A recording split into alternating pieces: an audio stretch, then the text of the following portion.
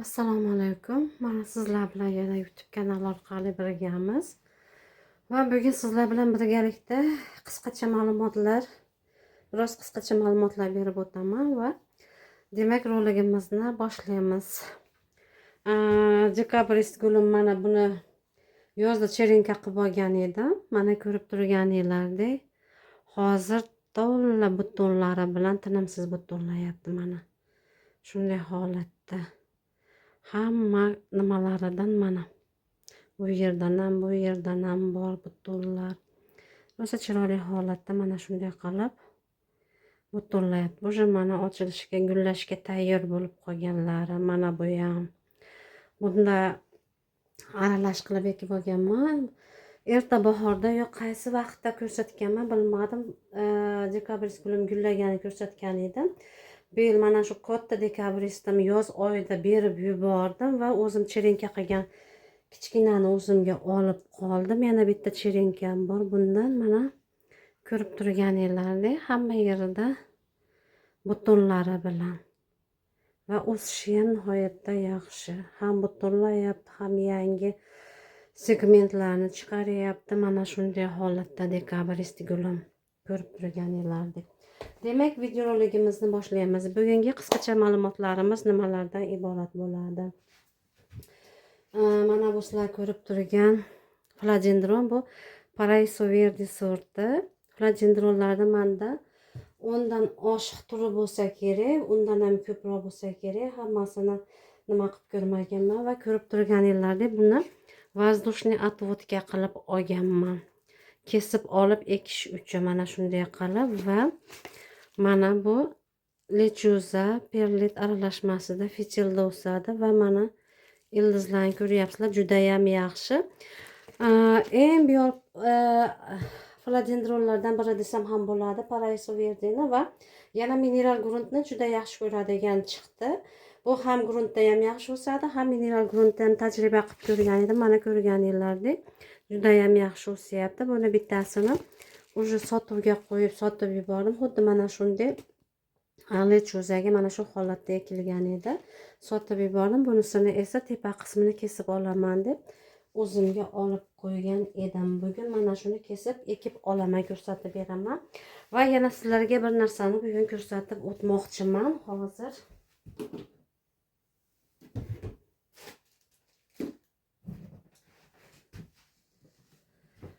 Mana bunday ko'rib turganlaring konteynerlarim bor. Bu 60 litrlik konteyner bo'ladi. Katta mana shunday 3 ta konteynerim bor va uchalasida ham to'la cherinkalar, har xil gullarni cherinka qilganman va bugun sizlarga mana shu konteynerim bittasini oldim va ayrim gullarni ichida ko'rsatib o'taman. Demak, boshladik.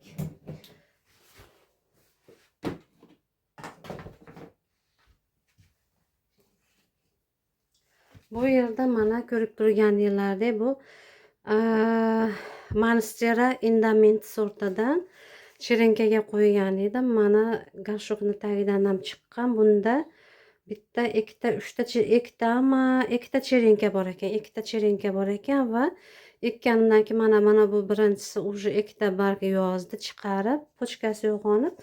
Mana buni esa mana bitta bargini yozyapti. Mana shunday holatda. Bu Indament sortida Monsteramizni. Adensonia Indament sorti. Yana mana bu sizlar ko'rib turgan bu Rhaphidophora tetrasperma bo'ladi. Alba variegatniligidan edi, lekin sotib olganimda mana bunday variegatniligi juda ham kam ekan. Fialkalarimiz o'tkazadigan tuvakchada olib kelganman. Buni mana bu keyingi mana bulari yangi barglari menga kelib yozganlari olib kelganman. Ildiz tagidan ko'rinib tursa, уже ildizlari yaxshi holatda ekan deb ochsa, faqat воздушный ildiz namlik oqtari mana shu tuvayda dirkachasidan, teshikchasidan chiqib qolgan ekan. Keyin o'zim grunt tayyorlab buni mana bunday qilib stakanchikka ekib oldim va mana hozirgi vaqtda ildizlari mana shunday bo'lib rivojlandi. Mana bunga hayron qolganimki, bu Rhaphidophorani masalan monsteralarni ildizlatgani qo'yadigan bo'lsam, 2 hafta o'tgandan keyin ildizlashni boshlaydi. Buni ildizlatgani qo'yganimdan keyin mana shundaycha qo'yganman va bir haftadan keyin ochib ko'rsam ildizlar juda ham yaxshi holatda rivojlanishni boshlagan ekan. Juda ham tezda ildizlar rivojlanadi ekan. Beor monsteralardan biri ekan. Bu monstera minima ham deyiladi. Mana Rafidafora juda ham go'zal, lekin variegatligi juda ham kam mana shunday holatda. Yana bilasizlar, judayam uzoq vaqtdan beri philodendron Florida Beauty variegatnida, ya'ni Beauty Magic maskani judayam orzu qilardim mana shundan sotib olishni va sres sotib olganman. Sres sotib olganimdan keyin mana ko'rib turganlaring bu o'sha Magic maskani srezini, ya'ni kesilgan holatda sotib olganman va Mosfagnumga ildizlatgani qo'ygan edim. Mana ildizlari juda ham yaxshi holatda rivojlandi. Stakanchining tagi teshik emas, muxda va mana ko'rib turibsizlar, tepadagi ildizlar ham mana chiroyli bo'lib rivojlanyapti. Mana shunday holatda, lekin variegatniligi juda ham kam ekan. Mana bu bargida va mana bu bargida ozroq variegatniligi bor. Kuzatib boraman, variegatniligi yo'qolib ketmaydi degan umiddaman. Mana ko'rib turganinglardek ildizlar kolso bo'lib o'sha aylanib ham ulgurgan. Mana shunday holatda buni sres sotib olgan edim. Mana 20 kunda ildizladi. Bu ham juda ham yaxshi holatda, juda ham chiroyli bo'lib 20 kunda ildizladi. Yana monsteralarimni ko'rsatib o'tganimda aytib o'tganman. Epipremnum pinnatum variegatnisidan sotib olganman. Epipremnumlarni juda ham yaxshi ko'raman, ayniqsa pinnatum sortlari. Ya'ni bular xuddi monsteralarimizga o'xshab barglari razrezlari, ya'ni yirtilgan holatda bo'ladi, teshikchalari bo'ladi. Mana shunday bo'lib chiroyli o'sadi. Mana shu monsteradan olganman va bir tarafini ikki tomonlama edi, bir tarafini kesib olib, mana bu esa tepa qismi ildizlatgani qo'ygan edim. Mana ildizlagan va mana bu vazdushniy ildizlari ham rivojlanishni boshlagan va mana birinchi bargini yozyapti o'sha ildizlagandan keyin. Bundan bir tomonini kesib olganman va mana shunday qilib ildizlatib olgani qo'yib olganman. Mana bu oraliq cherinnoglari, mana ko'rib turganinglardek, ular ham juda ham chiroyli holatda mana ildizlar bo'lib, sekin-astalik bilan pochkalar uyg'onib rivojlanishni boshladi.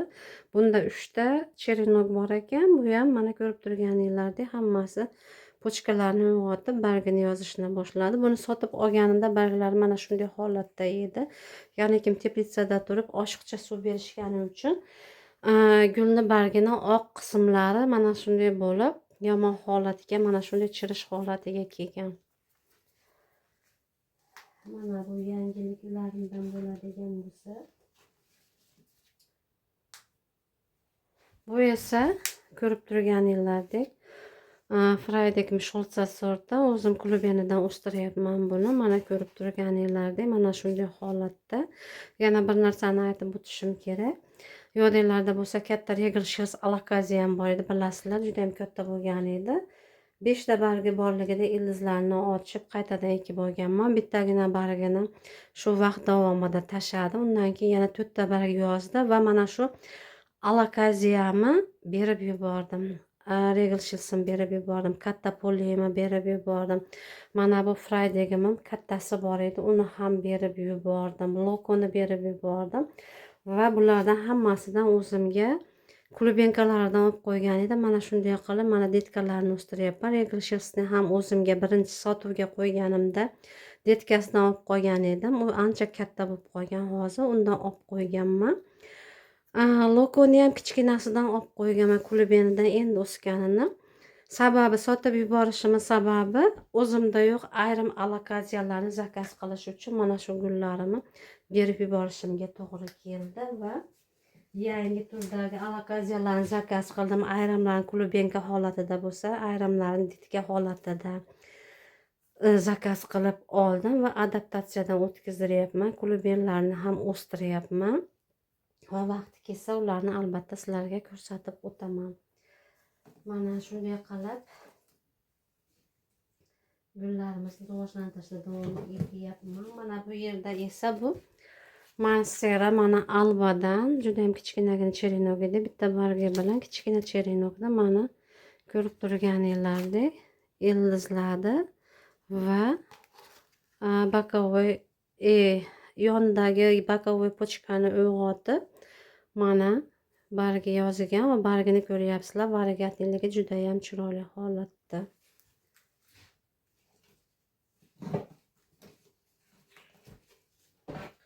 Endi yana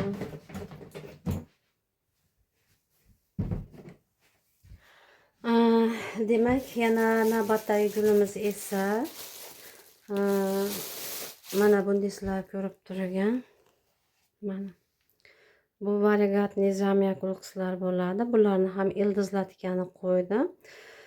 Bittagina raqs kesib olgan edim. Mana shunday qilib tag qismlarini ham alohida qo'yganman. Mana shu holatda hozir bularni ildizlatgani qo'yib qo'yganman. Kartoshka kluben qilgani qo'yib qo'yganman va klubenlari tayyor bo'lgandan kluben qilgandan keyin bularni hammasini sotuvga qo'yaman. Yana avvalgi videorolikda kommentariyada savol bo'lgan, ya'ni kim monstera gulimi olganimga 3 oy bo'ldi, gruntlari rixli bo'lgan, lekin gulim o'smayapti deb savol berishga, nima qilsam bo'ladi deb. Mana bu ham monstera. Bu monsterani mana ko'rib turganinglardek bargini mana bu qismlari oq qismlari, sariq qismlari уже oshiqcha palivdan nima bo'lib qolgan ekan. Buni gul bozoridan olib kelganman va olib kelganimdan keyin gruntlarni olib tashlab qaytadan o'zim tayyorlagan gruntga ekib olganman. Mana gruntim juda ham rixli grunt va ekib olganimdan keyin bu gul o'ziga keldi. Mana bu bargi, mana buni sindirib qo'yganman. Keyin pastroqdan kesib qo'ydim. Mana bu bargini chiqargan olganimdan keyin va bu barg chiqargandan keyin bu barg katta bo'ldi. Stelajdan nimadir qilyapti, bargini sindirib qo'ydim. Teparoqdan singan edi va mana bu keyingi barg yozadigan qismini qog'ozdirib kesib qo'yganman va mana bu yerda mana yangi barg yozyapti. Yangi barg yozdi, mana ko'rib turganinglardek juda ham chiroyli holatda yozgan bargini. Nima qilishimiz kerak bo'ladi? Agarda mana shunday yengil grunt tayyorlab monsterani o'tkazdirib olganingizdan keyin ham monstera rivojlanmasa sababi nima bo'ladi? Yoz oylarini aytib o'tmayman. Hozirgi vaqtda agarda mana shunday qilib ekib olgan bo'lsangiz, gulga yorug'lik yetishmasa, harorat past bo'ladigan bo'lsa, mana shunda ham gul o'smay to'xtab qoladi. Mani gullarim bilasizlar asosan stelajlarda lampani tagida turadi va yorug'lik juda ham yaxshi yetishgani uchun ekib olganimdan keyin ham bular to'xtamasdan mana shunday qilib barg chiqarishga harakat qiladi. Shuning uchun birinchi navbatda gulimizga to'g'ri grunt tayyorlaganimizdan keyin suvni to'g'ri beradigan bo'lsak va birinchi o'rinda yorug'likni yaxshi yetkazdirib beradigan bo'lsak, gulimizda to'xtash bo'lmaydi. Qancha yorug'lik yaxshi bo'ladigan bo'lsa, gulimizga rivojlanishi bo'laveradi. Avvalgi videoroliklarda ham aytib o'tganman. Men qish oylarida ham gullarimga bir xilda udobreniyani to'xtatmayman deb aytganman. Sababi mana shunday qilib gullar lampada va xona harorati 24-25 gradus xona haroratida turadi. Doimiy ravishda gullarim o'sishdan to'xtamaydi. Agarda mana shunday o'sish vaqtidan to'xtamagan gullarga oziqa berilmaydigan bo'lsa, gullar namjon bo'lib, jonsiz bo'lib qoladi. Shuning uchun qishi bilan ham gullarim o'sgani uchun udobreniyalarni to'xtatmasdan berib boraman. Mana shunday qilib, agarda monstera gulingiz o'smayotgan bo'lsa, xona haroratini yaxshilab va yorug' yerga qo'yadigan bo'lsangiz, albatta monstera gulingizda o'zgarish bo'ladi va oshiqcha suv qo'ymang. Mana ko'rib turganinglardek gruntim quruq, hali suv berganim yo'qman. Sababi bu gruntning tag qismida biroz namligi bor va qanday gruntga ekib olganimizga ham ahamiyat berishimiz kerak bo'ladi gullarimizni. Sababini aytib o'taman. Chunki masalan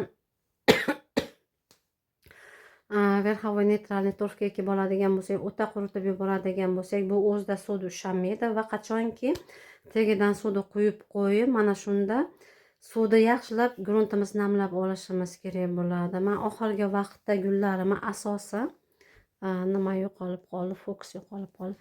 Gullarimni asosan mana shunday qilib kokosiy torfda o'stiradigan bo'lib oldim. Hammasiga kokosiy torf ishlatyapman, qo'shimchalar qo'shib. Va mana shu gulimni to'liq holatda qurigandan keyingina suv beraman va kokosiy torflar o'ziga birpasda suvni oladi va mana shunga qarab mana shu gul qancha suv ichadi shunga qarab turib yetarlicha suv beraman, oshiqcha bermayman. Agarda monsteralarda suv oshib ketadigan bo'lsa ham, namlik oshib ketadigan bo'lsa gruntda mana bunday qilib barglarda ko'rib turganinglardek qoramtir dog'lar paydo bo'ladi va gulimiz xunuk bo'lib qoladi. Mana shunday qilib, agarda hozir monsteralaring bo'ladigan bo'lsa, bularni iloji boricha xona harorati 22 gradusdan tushmaydigan bo'lsa yaxshi bo'ladi va yorug' joy bo'ladigan bo'lsa monsteralarimiz o'sishdan to'xtamasdan yana rivojlanishda davom etadi. Endi esa birgalikda sizlar bilan mana bu gulimizni ekib olamiz. Undan avval esa sizlarga yana bitta gulim ko'rsatib o'taman. Bu avval ham ko'rsatganman, Metalhead sorti alakaziyani juda ham beyor sortlardan biri. Bu alakaziyani ko'rsatgan vaqtimda biroz kichkinaroq edi va bu alakaziya gruntda edi. Hozir esa buni lechuzaga o'tkazib ko'rganman. Mana ko'rganinglardek tagidan ham kalsiy bo'lib ildizlar o'ragan. Alakaziyalarda ko'p holatlarda gullarni har xil tajriba qilib ko'raman. Masalan, alakaziyani gruntga ekdim, mana shunda yaxshi rivojlandimi. Agarda oshiqcha detkasi bo'ladigan bo'lsa, teppa-teng ekilgan bu vaqt bo'ladigan bo'lsa, ikki xil gruntga ekaman. Agar bitta bo'ladigan bo'lsa, mana shuni tajriba qilib yana boshqa gruntga ekib ko'rishim mumkin bo'ladi. Mana buni gruntga ekkanda grunt ham juda ham chiroyli, yaxshi rivojlangan va undan keyin esa mana ko'rib turganinglardek lechuzaga mineralniy gruntga o'tkazib ko'rdim. Mineral gruntda ham yaxshi o'samikan deb. Ildizlar juda ham tezda rivojlandi. Mana mineral gruntda ham va mana yangi barg ham yozyapti. Mana shunday holatda barglari juda ham chiroyli holatda bo'lib qoldi. Buni iznankasi va oyoqchalari to'q kattalashgan sari to'q bardoviy svetga kirib boraveradi. Bargi xuddi regal shersga o'xshab ajoyib nima bo'ladi, qattiq bo'ladi va ushlaganingizda ajoyib bo'ladi qo'liga.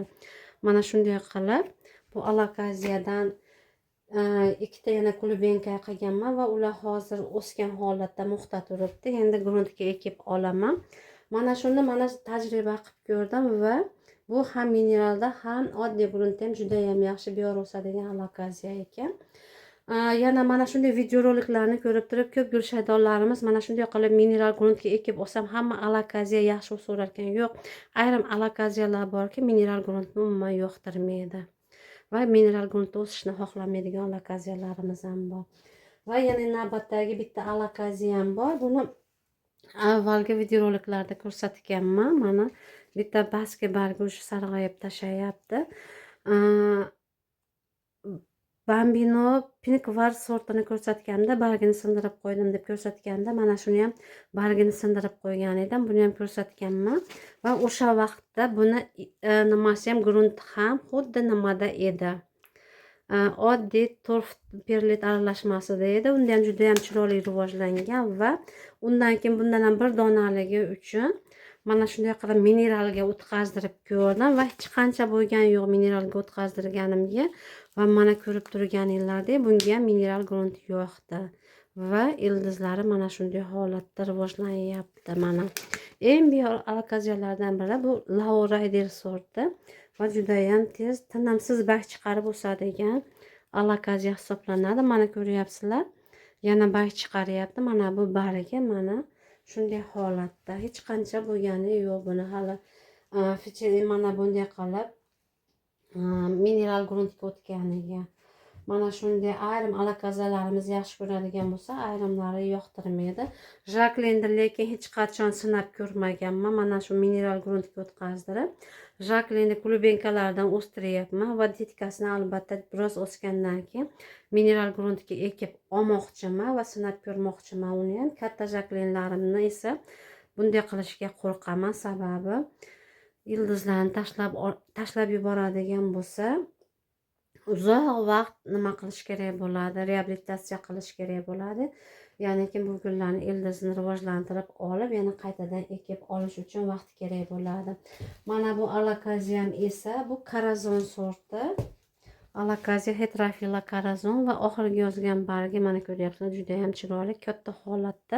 Bu alakaziya gulini sotib olganimda Telegram gruppada ko'rsatib o'tganman. Mana shunday alakaziya yetib keldi va ko'rib turganinglardek umuman ildizi yo'q deb ildiz tashlab yuborgan ekan kelgandan keyin.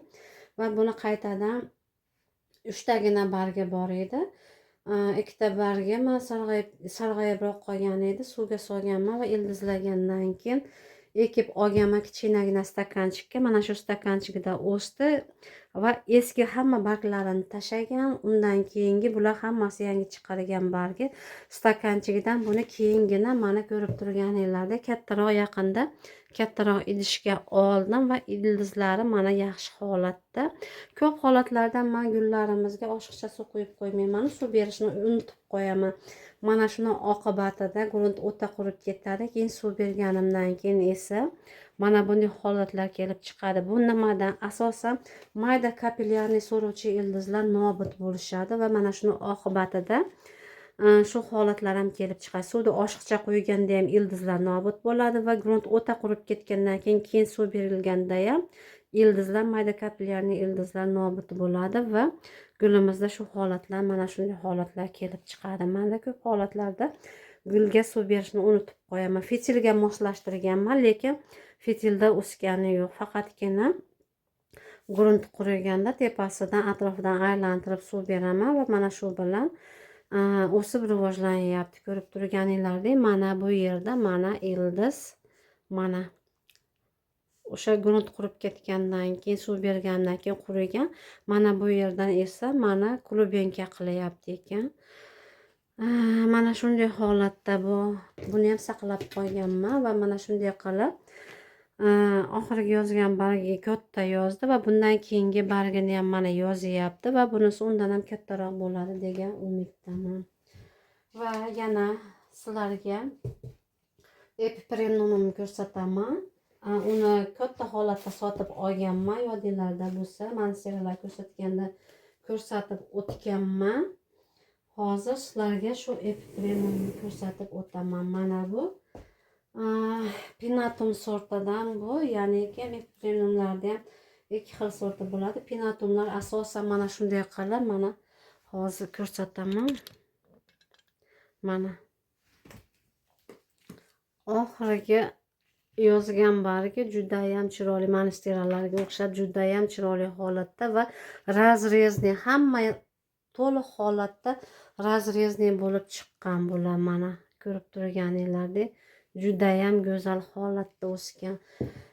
Menga kelgandan keyin уже mana bu pastki barglarida mana bunday holatda kelgan pastki barglari va menga kelgandan keyin уже mana bu ko'rib turganinglar 4 ta bargda yozigan menga kelgandan keyin mana bunday qilib chiroyli qilib barglarini mana buni ham mana ko'ryapsizlar va mana bu oxirgi razrezli bargdan oldingisi, mana bu ham juda ham katta chiroyli holatda va mana bunisi go'zal, juda ham go'zal holatda yozgani mana. Va yana yangi barg yozyapti. Buni mana bu qismidan mana ko'rib turganinglardek mana bu qismidan vazdushni отводка qilib olganman va ko'rib turganinglardek mana quruq holatda oporada turganida ildizlar mayda holatda o'zini mahkam ushlab turish uchun mana shunday qilib oporaga yopishib olgan bo'lsa, mana bu yerda ko'rib turganlaring mana muxli holatda va ildizni rivojlanganini ko'ryapsizlar. Ildiz mana yo'g'on holatda mana shunday qilib mana yo'g'on holatda chiqqan va mana mux o'rab qo'yganman. Mux kunda qurib qolyapti, sababi mana bu yerda ildizlar rivojlangan va mana shu ildiz tinimsiz suv berishimga to'g'ri kelyapti va buni mana shu yeridan yana birozgina tursa kesib olaman. Agarda hozir kesib oladigan bo'lsam, tepa qismida mana 1 ta 2 ta 3 ta 4 ta 5 ta va 6-bargda yozyapti. oltita barg bilan mana bu yerdagi ildizlar yetarli bo'lmaydi. Shuning uchun mana shu ildizni qancha ko'paytirsam mana bu tepa qismiga shuncha yaxshi. Shuning uchun mana shunday holatda bu turadi va qachonki kesib olgan vaqtimda mana shu sizlarga gullarimiz uchun apuralar to'g'risida, muxli apuralar to'g'risida va oddiy apuralar to'g'risida videorolik qilib, mana shunday qilib, mana shuni kesib olib birgalikda sizlar bilan ekib olamiz va oxirgi bariga menga judayam yoqadi. Sababi mana ko'rib turganinglardek judayam chiroyli holatda. Mana bu ushlagan yerim hali bargi yaxshi qatgan yo'q.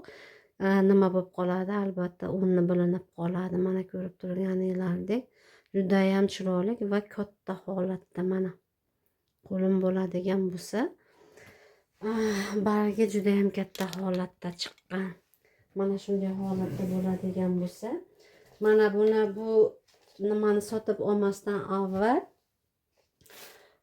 penatumni sotib olmasdan avval mana bu kichkina detkani olgan edim. Bu kichkinagina chirinok edi. Buni mana bu qismidan ham kesdim. Tag qismini alohida ekib qo'yganman. Uni hozir topolmadim va mana bu qism o'sgan edi. Buni ham alohida chirinka qilib olganman. Mana ildizlar judayam yaxshi holatda va mana shunday qilib mana o'syapti. Bu ham mana shu sortdan.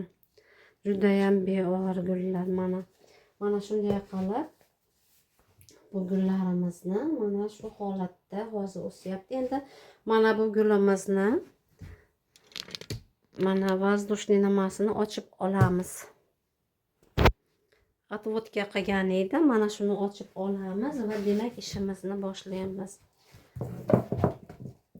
Mana oddiy strech plyonkani nima qilganman, ishlatganman. Ildizi judayam tez hayron qolganimki, judayam tezda rivojlandi. Ham xona harorati yaxshi, ham turadigan joyi stelaj yorug' joyligi uchun mana ildizlar judayam chiroyli holatda rivojlangan. Mana ildizlari ko'rib turganinglardek mana mux bilan judayam chiroyli o'syapti. Endi buni hozir kesib olaman. Kesib olib lechuzaga yana ekib olaman. Bu Paraiso Verde sortini yana menda gruntda o'sadigani bor, matochnigim bor. Ana shundan cherenka qilgan edim bularni va bir qancha vaqt uzoqroq joyda, yorug'likdan uzoqroq joyda turgani uchun cho'zilib ketgan. Tanasidan jon cho'zilib ketgan gullarni yoqtirmayman. Shuning uchun mana shunday cho'zilib ketadigan bo'lsa gullarim birpasda chirinok qilaman-da, iloji boricha tana qismini yo'g'onlashtirib o'stirishga harakat qilaman. Mana ko'rib turganinglardek ildizlarini tozalab oldim mux sfagnumdan va mana ildizlar judayam chiroyli holatda o'sgan va hozir buni kesib olaman.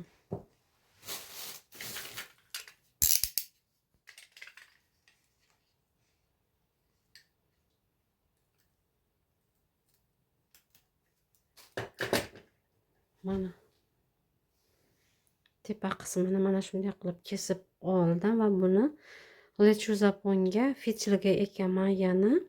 Pastki qismini esa mana bu qismini mana ildizlatib olib turgan vaqtda oradagi ikkita bargini ham olib tashlaganman.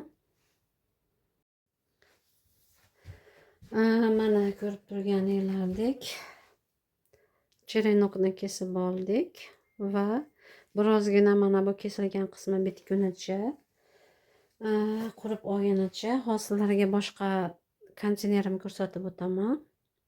Bu navbatdagi konteynerimiz va buni ko'rib o'tamiz hozir birgalikda.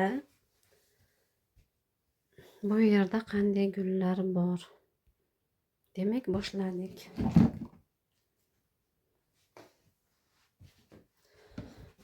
Yodinglarda bo'lsa, konteynerchamda, kichkinagina konteynerchamda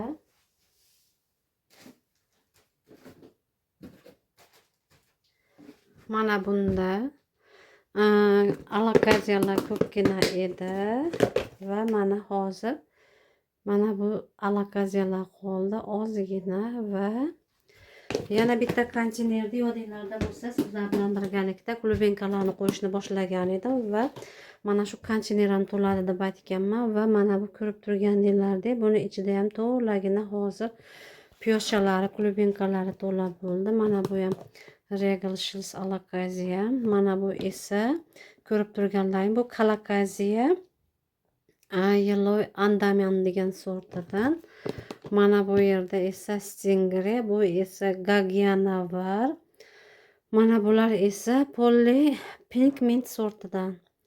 Yana ko'pgina klubenkalar bor. Hali ular o'sib chiqqandan keyin qanaqa sortlilarni aytib o'taman. Mana ko'rib turganinglardek mana shunday qilib bu konteyner ham to'ldi klubenkalar bilan. Endi demak mana bu mana konteynerimizni ichidagi klubenkalarni ko'rsatib o'taman sizlarga. Bu yerda yodinglarda bo'lsa sizlar bilan birgalikda alakaziyani klubenini уже Moxfagnomdan gruntga qanday qilib ekib olishni ko'rsatib bergan edim. Mana bu regal shilsda bittagina noskchasi chiqqan edi, buruncha ko'rinib turgan edi va gruntni yarim holatda ekkanman va undan keyin mana ko'rib turganinglardek yana bunga grunt qo'shdim va hozirgi holati mana shunday holatda turibdi. Bu regal shils alakaziya. Buni ichidagi alakaziyalarni sizlarga aytib o'taman. Bu esa pink dragon sortidan. Mana bu esa hozir sizlarga ko'rsatganim alakaziya metal head sortidan. Ya'ni kim klubenidan o'stirganman, ko'rsatib o'tganim bardoviy orqa tarafi bardoviy bo'ladi deb aytgan alakaziyamda mana shu bu metal head sortidan. Bu ham klubenidan o'sdi. Yana bitta regal shilsim mana ko'rib turganinglardek bu ham mana yangi barg chiqaryapti va ildizlar juda ham chiroyli holatda. Bular sotuvda yo'q, faqatgina bahordan boshlab bularni sotuvga qo'yaman. Ungacha esa alakaziyalarim sotuvda yo'q. Hozir уже pochta chiqarishni to'xtatdim. Sababi havo ham sovib ketyapti va kichkina alakaziyachalar yetib borguncha qanday holatga tushadi buni bilmayman. Shu sababli sotuvni to'xtatdim. Bu yerda esa mana yana nimasidan chiqqan Dihania Dragon. Dihania Dragonimni kattasini ham berib yuborishimga to'g'ri keldi va mana o'zimga qolganlari mana shulardan chiroyli qilib bahorga katta qilib olaman. Yana alakaziya amazonika pink sortini klubenkalarini olgan edim. Ularning klubenkalari juda qimmat turadi. Mana shu alakaziyalarni ko'pini sotib olganimda mana shunday klubenkalar oldim va ko'chatlarini oldim va shulardan klubenkalardan o'sgan hosillarga amazonika pink ko'rsatib o'taman. Juda ham go'zal holatda. Mana bu alakaziya amazonika pink sorti. Mana bu barglari, bularda albalaga ko'rinib turgan bo'lsa, mana bu yerlarda ozgina pinki bor va keyingi yozgan bargi mana juda ham go'zal holatda. Pink variegatliligi mana yaqqol ko'ringan. Juda ham chiroyli, tabiiy holatda juda ham chiroyli. Buni klubenkasidan o'stirdim va mana hozir shunday holatda bo'ldi. Bahorgacha katta bo'ladi va klubenka qilgandan keyin albatta yo klubenkalarini yo bo'lmasam klubenkalarini o'stirib sotuvga qo'yaman. Mana bu ham xuddi o'shanda klubenkasi kichikroq edi.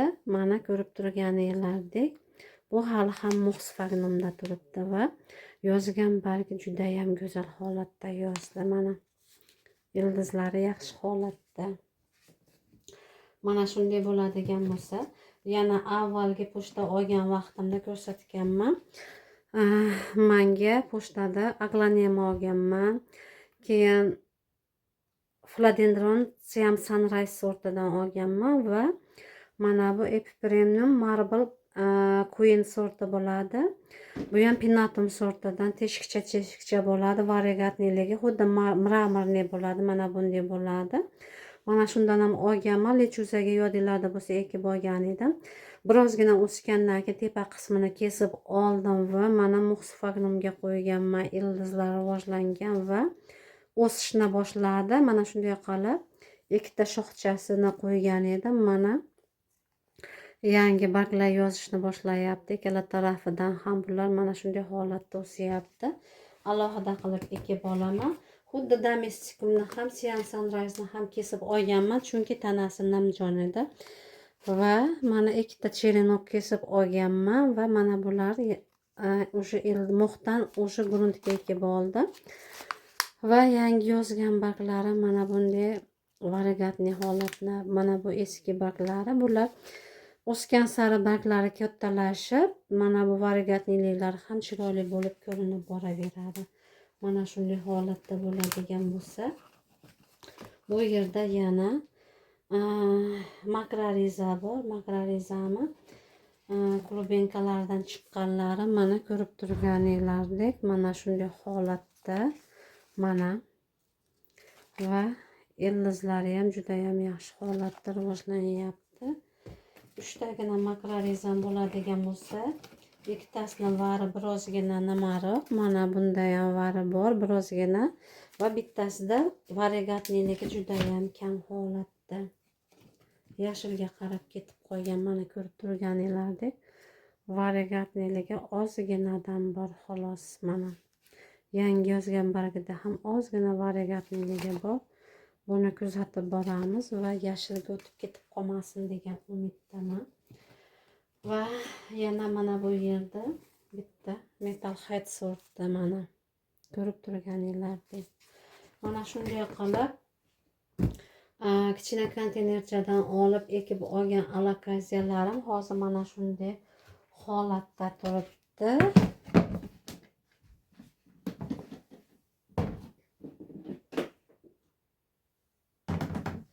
Mana bu yerda ham o'shanday qilib mana alokaziyalar bor. Mana bu esa polypink mint sortidan mana ko'rib turganinglardek hammasini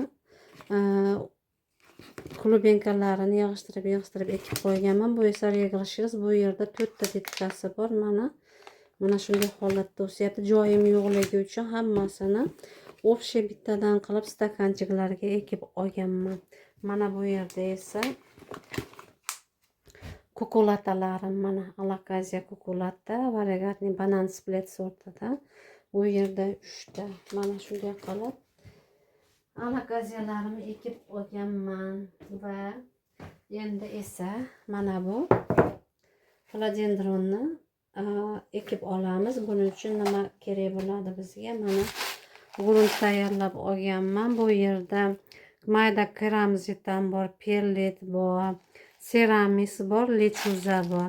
Lechuza oxirgi vaqtda juda ham mayda fraksiyalarda kelyapti. Agar mana shu lechuzani o'ziga ekib qo'yiladigan bo'lsa, grunt zichlashib ketib, ildizlar fitilniy palivda nafas olishi qiyinlashib qoladi. Shuning uchun iloji boricha mana shu yirik narsalarni aralashtirdimki, ildizlarning orasiga kislorod bemalol borishi uchun. Mana ko'rib turganinglardek grunt mana shunday holatda. Mana keramzit ham qo'shib yuborganman.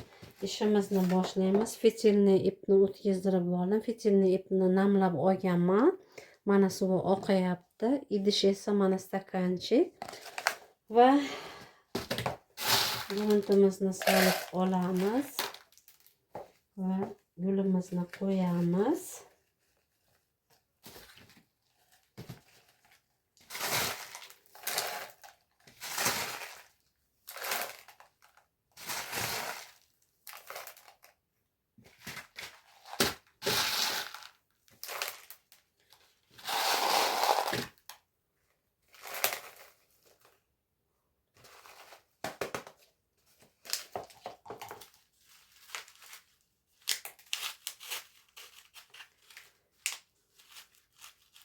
Mana ko'ryapsizlar, fitilniy tepagacha chiqdi va tepagacha namlikni bemalol yetkazdirib berishi uchun.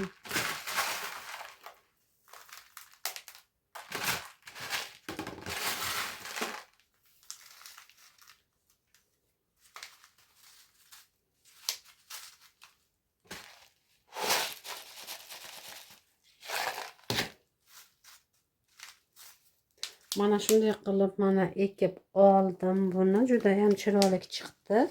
Lampani tagiga qo'yaman va cho'zilib ketmaydi. Tanasi ham yo'g'on bo'lib o'saveradi. Bu yana ham o'sgandan keyin yana tepa qismini asosan makushka qismini kesib olaman va keyin yana alohida ekib olaman. Mana ko'rib turganingizdek mana ekib oldik. Endi bunga biroz avval mana shu allokaziyani detkachalari uchun suv tayyorlab olgan edim. Bu Master Valagro 1340 MPK'si. Agarda Master Valagro bo'lmaydigan bo'lsa, sizlarda ham bu shart emas. Oddiy NPK 1340 ildizi bor gullarga bersak bo'laveradi. Mana shuni tayyorlab olganman. Bunga ildizlari borligi uchun mana shunday qilib mana hozir karnevinim ham tugagan, glitsinam ham tugagan, faqatgina NPK 1340 sirkonlarim ham tugagan. Faqatgina NPK 1340 monokaliy fosfat mana shular qolgan. HB 101 ham tugagan. Endi olishim kerak bo'ladi mana shu gullar uchun. Mana ko'rib turganingizdek mana suvga qo'yib oldik va mana bu fecherni idishda o'sadi. Endi mana shunday qilib yo'limizni mana ekib oldik va juda ham chiroyli holatda chiqdi va grunt ham og'irlashib ketmadi. Sababi qancha gruntimiz mayda bo'ladigan bo'lsa zichlashib qoladi. Qancha gruntimiz fitilga minerallar yirik bo'ladigan bo'lsa yaxshi bo'ladi. Gullarimiz bemalol ildizlari nafas olishi uchun. Bugungi sizlarga yetkazmoqchi bo'lgan ma'lumotlarim mana shulardan iborat edi. YouTube kanali orqali ko'rishguncha xayr, salomat bo'linglar. Yana bir narsani aytib o'tmoqchiman. YouTube kanaliga endi ba'zida vaqtim bo'lganda videorolik qo'yib turaman. Lekin Telegram kanalimni, gruppani to'xtatdim. Sababi vaqtim ham, imkonim ham bo'lmayapti. Mana shu Telegramga kirgani, shuning uchun gruppaga kirgani vaqtim yo'q, to'xtatib qo'ydim. Lekin ba'zida YouTube kanaliga videorolik tayyorlab qo'yib borishga harakat qilaman. Xayr, sog' omon bo'linglar.